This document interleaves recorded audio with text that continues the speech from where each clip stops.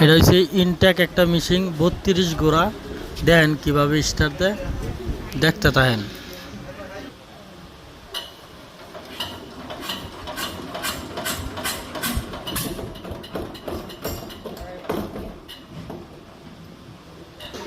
নতুন একটি মেশিন পয়লা সাইডেই উল্টা মারলো, আরেকটি লোক স্টার্ট দিতে আছে, দেখতে থাকেন।